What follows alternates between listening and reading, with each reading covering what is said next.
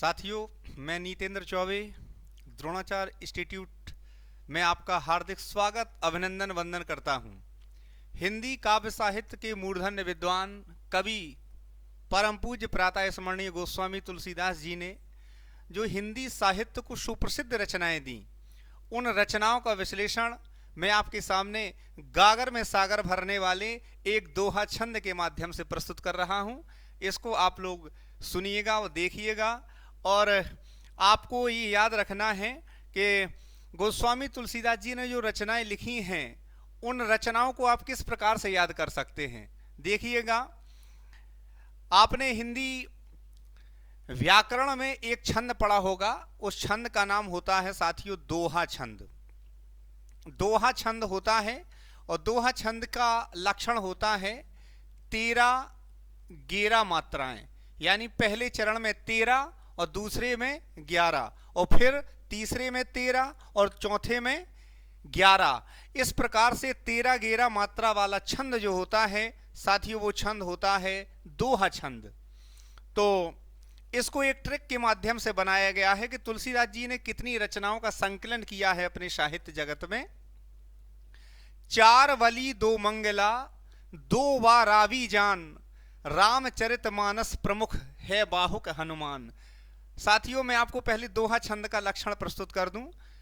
विषम चरण तेरह कला।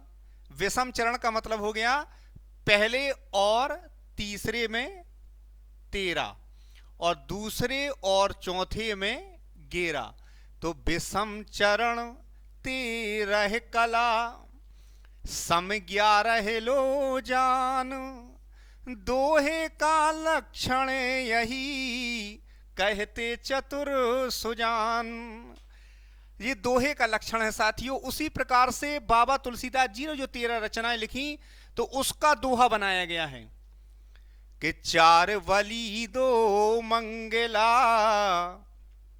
4 वली, अब आप देखिएगा 4 वली से कौन कौन सी रचनाएं बनेंगी। देखिए आप, 4 वली, 4 वली से कौन कौन? गीतावली, दोहावली, गीतावली, दोहावली, कवितावली, कवितावली, और चौथी रचना है श्री कृष्ण गीतावली। इस प्रकार से वली से बनने वाली 4 रचनाएं, गीतावली, दोहावली, कवितावली और श्री कृष्ण गीतावली। तो याद कर लीजिए साथियों, 4 वली। अब आ गया 2 मंगला। 2 मंगला से बनने वाली 2 रचनाएं, यानी जानकी मंगल, जानकी मंगल और पार्वती मंगल। जानकी मंगल और पार्वती मंगल, इस प्रकार से मंगला से बनने वाली 2 रचनाएं। इसके बाद है 2 वा। वा से बनने वाली 2 रचनाएं, 2 वा। वा से बनने वाली 2 रचनाएं कौन कौन सी हैं साथियों? बरवय रामायण, बरवय रामायण और वैराग्य संदीपन। वरवय रामायण और वैराग्य संदीपन। इस प्रकार से आप देखिएगा 2 रा।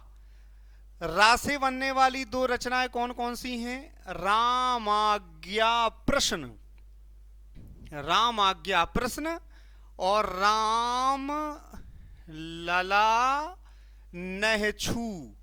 रामाज्ञा प्रश्न और राम लला नहछू। और आप देखिएगा साथियों, वी से बनने वाली जो रचना है उसका नाम है विनय पत्रिका। अब आप देखिएगा विनय पत्रिका। इस प्रकार से आप देखिएगा 13 रचनाएं किस प्रकार से आ जाएंगी आपके सामने। ये देखिएगा आप लोग, हाँ, विनय पत्रिका।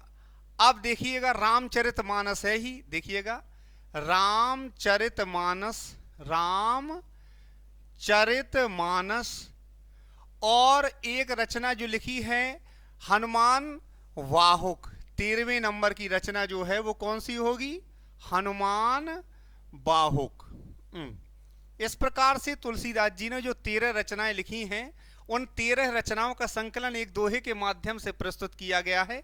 इसको आप लोग एक बार फिर से सुन लें कि चार वली दो मंगला दोवा रावी जान, रामचरित मानस प्रमुख है बाहुक हनुमान। चार वली से गिनिए आप, गीतावली, दोहावली, कवितावली, श्री कृष्ण गीतावली। दो मंगला से देखिएगा, जानकी मंगल, पार्वती मंगल। दो वा से बनने वाली वरवय रामायण वैराग्य संदीपन। दो रा से बनने वाली राम आज्ञा प्रश्न और रामलला नहछू। और आप देखिएगा, हाँ ये क्या गया, विनय पत्रिका और रामचरितमानस और हनुमान बाहुक, क्योंकि तुकबंदी में लाने के लिए बाहुक हनुमान किया गया है। अब आप गिन लीजिएगा कितनी रचनाएं, 1 2 3 4 5 6 7 8 9 10 11 12 और 13। इस प्रकार से साथियों आपको इस दोहे के माध्यम से गोस्वामी तुलसीदास जी के द्वारा विरचित 13 रचनाओं का संकलन प्राप्त हुआ। बहुत बहुत धन्यवाद। Thank you.